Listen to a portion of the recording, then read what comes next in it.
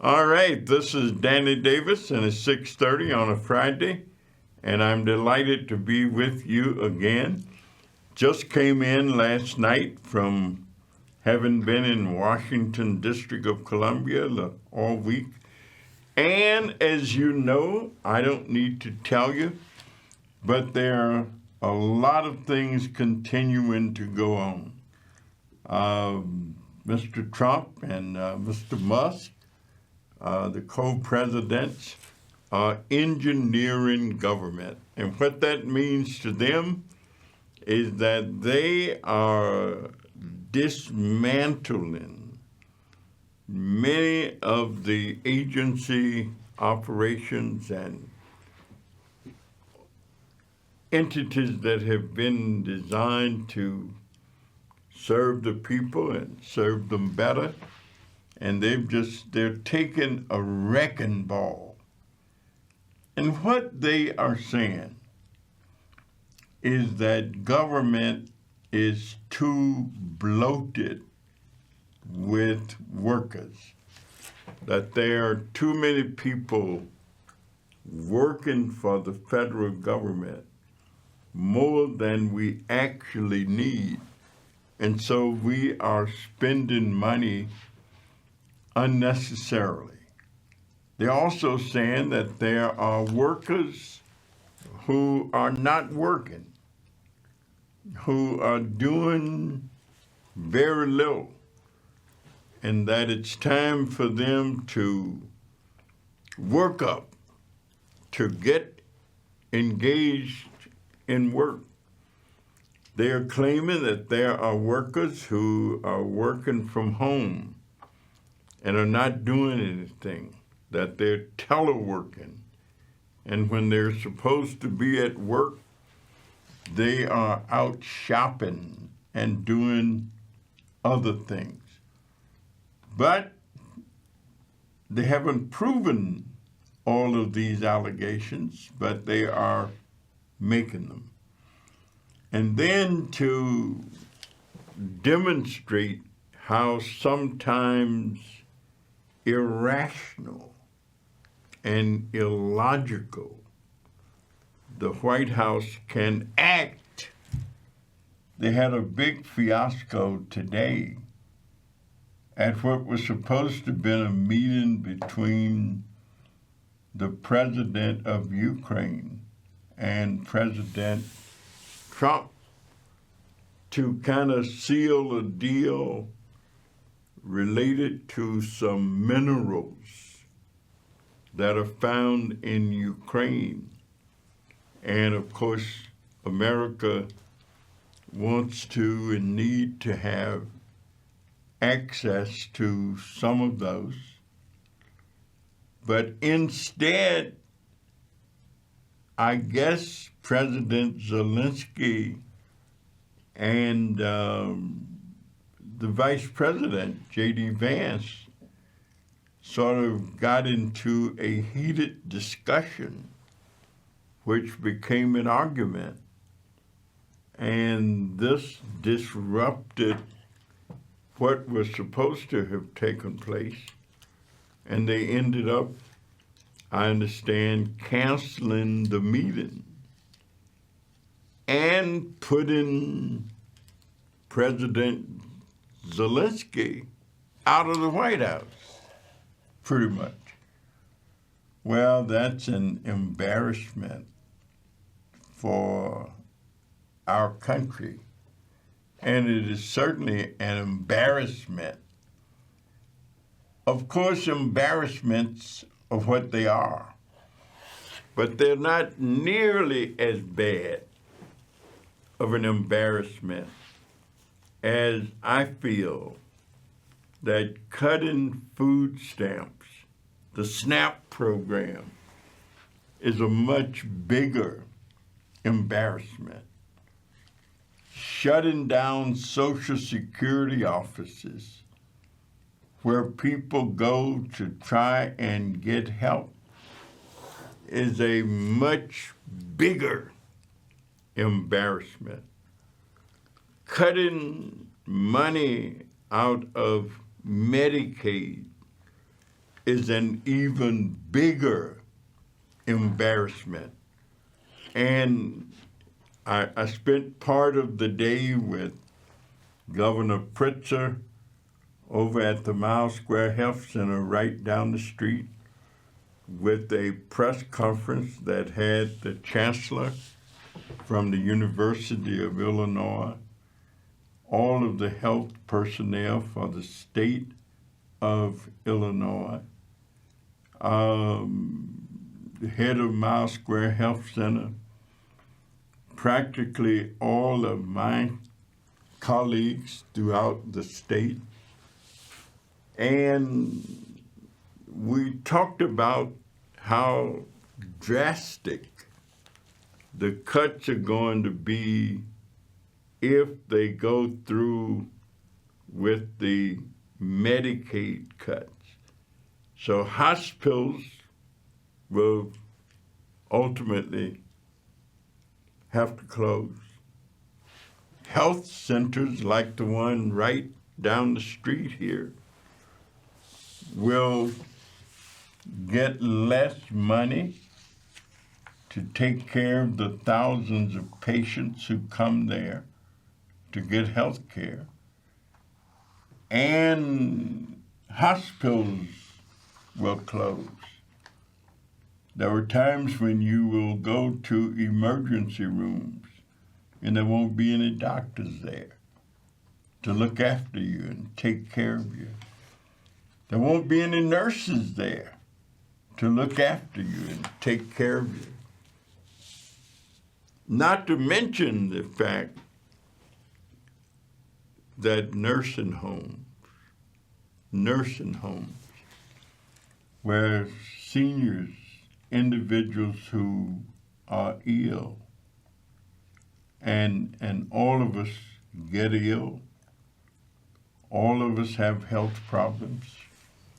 As a matter of fact, I have lost 3 of my dearest of friends in the last few days. One fellow was my best friend during life, a fellow named Frank Lipscomb. Frank died the other day. He and I met in 1962 when we started teaching school at the Magellan EBG Center, and we've been friends since then. Frank was a great teacher. He also was the best man at my wedding. He and my wife graduated from high school together, Farragut High School. I used to go to church with Frank right down the street here on Ashland. That was his father's church, Zion Hill. And his parents were separated, divorced, and I used to go to his mother's church with him and her and his sister at the Garfield Park Baptist Church. And so to all of his family and all of his students that he taught, I want to let them know that Frank has passed away and is no longer with us. His wife, Dolores, was also a teacher, and she is still with us. She taught at Crane High School, then at Malcolm X College, and then became a professor at Chicago State University and retired as the provost there. Jerry Butler, dear friend of mine, great singer, but an even greater elected official. Jerry was on the county board and spent much of his last part of his life representing Cook County. He was chairman of the Health and Hospitals Committee And so to the rest of Jerry's family, his wife passed before him. She also was a singer and sang with backup in the group that he had. And so I miss them all. And it means that all of us have a date with destiny. But their deaths sort of suggest to me that we look at what's happening. I can imagine when they start cutting the money out of nursing homes, and many of the individuals who live in nursing homes, there won't be any way to pay for them. And so you and I, if we have family members who are senior citizens and need nursing home care, we're going to have to move them into our own homes. And we're going to have to become the nursing homes. Well, that's not fair to them, and that won't be fair to you. What do we do about all of this? Well, the state of Illinois is what we call a blue state. And that is to say that the dominant politicians who are elected have all opposed all of this action. I voted against the budget that was put in front of us earlier this week because there was no way that I could vote to desecrate all of these institutions and activities. And now the big piece is Social Security offices. They're going to close regional or district offices. Social Security offices where people go to find out whether or not they qualify for SSI. People who are disabled, people with disabilities, people who cannot work because they were born with certain ailments. And you know, it's been my feeling, and I still feel, and I always will feel, that you can measure the greatness of a society by how well it treats its old, how well it treats its young, and how well it treats those who cannot care for themselves. So we're talking about babies. We're talking about small children. We're talking about teenagers. We're talking about people who are blind. We're talking about people who are hard of hearing. We're talking about people who are autistic. We are talking about people who may have been born with one arm or one leg, or people who have never been able to hear or never been able to see. And so all of this is being done by this administration. And you say, why are they doing it? They are doing it to give a tax break to the wealthiest people in our country. Who are the wealthiest people? The people that we're calling the 1%ers. We're talking about people whose annual earnings are more than $700,000 a year.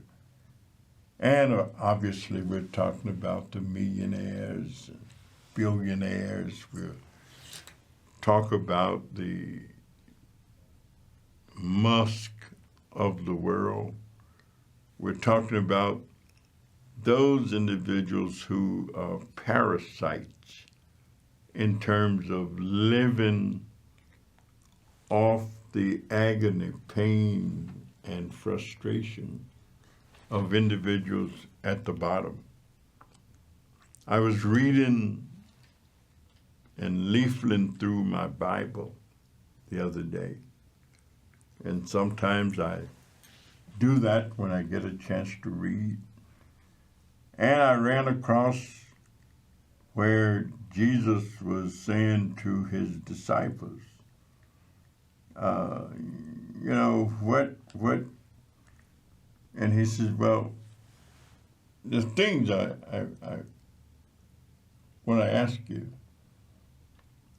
if you visit the people who are the neediest parts of the population, people in prison, people in jail, people who are sick, people who are hungry, people who are homeless. And one of the disciples said, Jesus said, when have we seen you in any of those predicaments? So we've never seen you.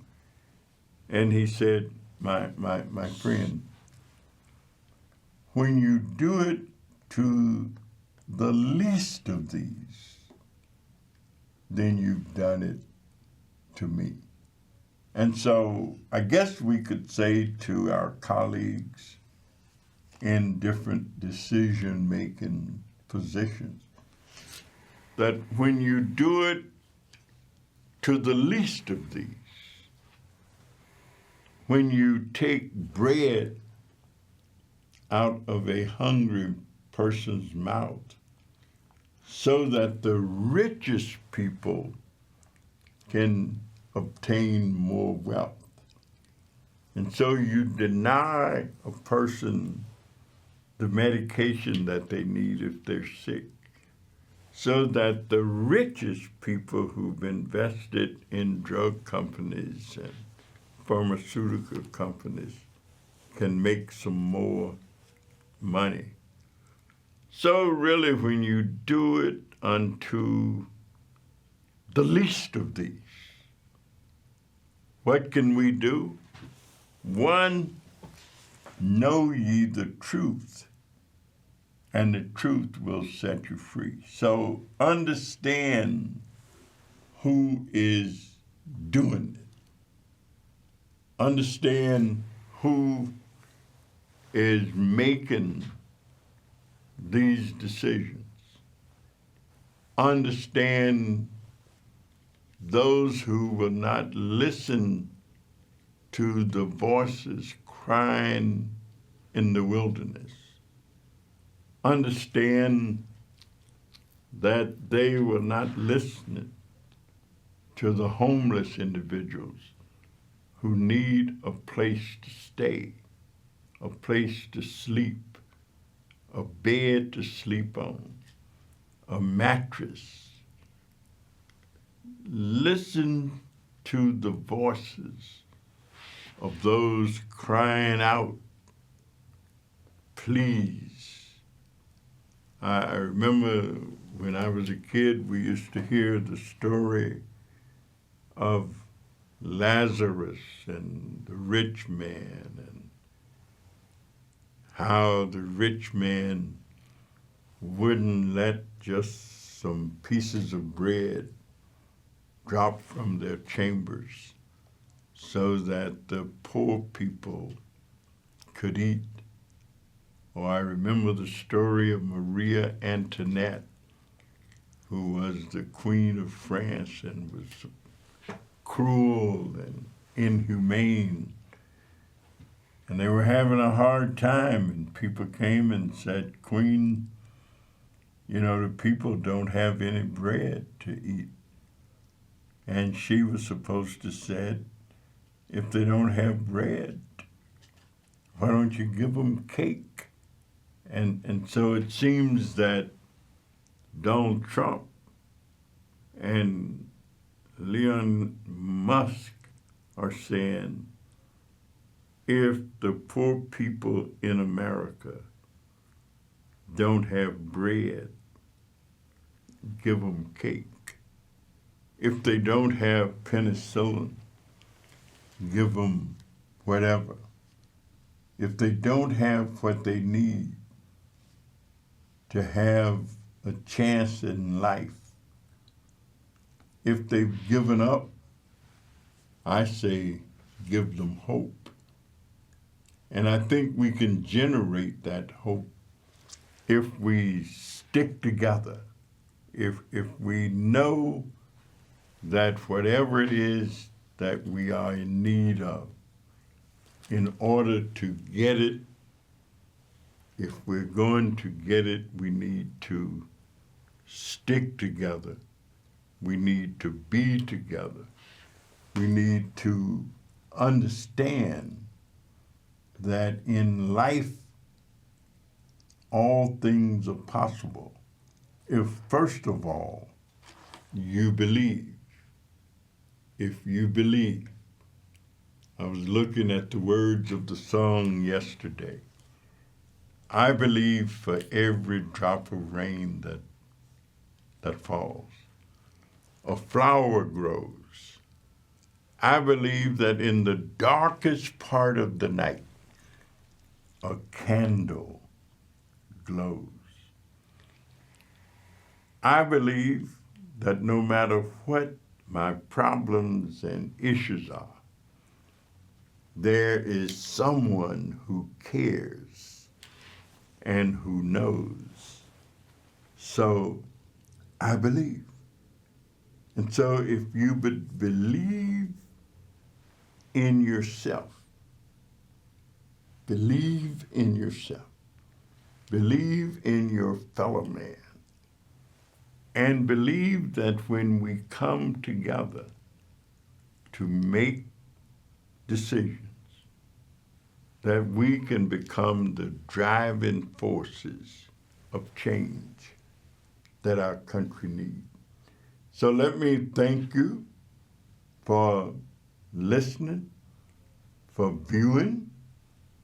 I am going to leave here in a minute and go and have a dinner in celebration of Black History Month, hosted by China's Consul General of Chicago and the ambassador at the Consul General's residence, knowing that not only are we Americans, but we are citizens of the world.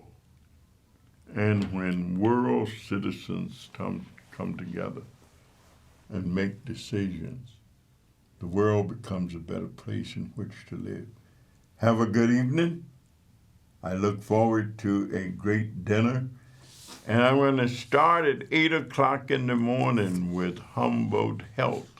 And we're going to talk about Medicare and Medicaid cuts. So you have a good weekend, and I look forward to seeing you next Friday. Until then, be good to yourself and better to somebody else. See you then.